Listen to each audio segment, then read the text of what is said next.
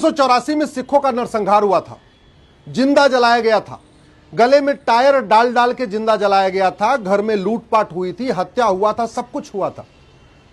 41 साल के बाद उसका फैसला आया है 2025 में, और उसमें भी सज्जन कुमार को केवल आजीवन कारावास हुआ है, फांसी नहीं हुई है।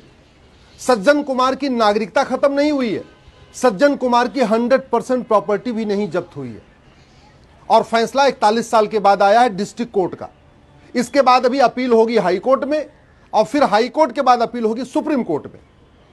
अब आप खुद सोच सकते हैं 41 साल पहले बीत चुका है, आगे अंतिम फैसला कब होगा ये भगवान जाने। तब तक सज्जन कुमार रहेंगे कि नहीं रहेंगे, क्योंकि खुद ही 80 साल के हो चुके हैं। यह मुकदमों का फैसला 1 साल में हो सकता है, मात्र 1 साल में। और दुनिया के कई देशों में मुकदमों का फैसला 1 साल में होता है।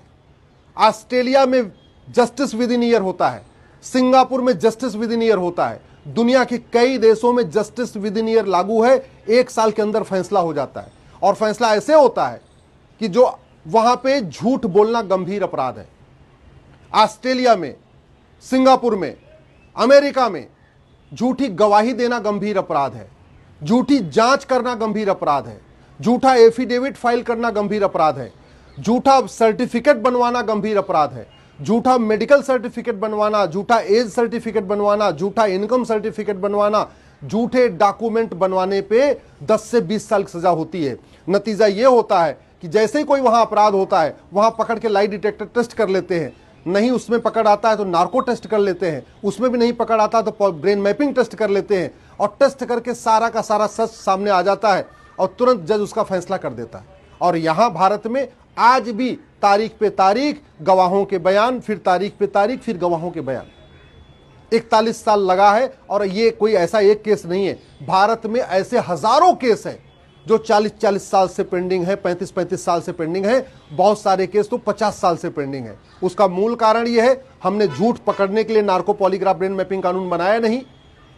हर जिले में लाई डिटेक्टर के लिए, नार्को के टेस्ट के लिए, पॉलीग्राफ के लिए कोई लैब बनाई नहीं।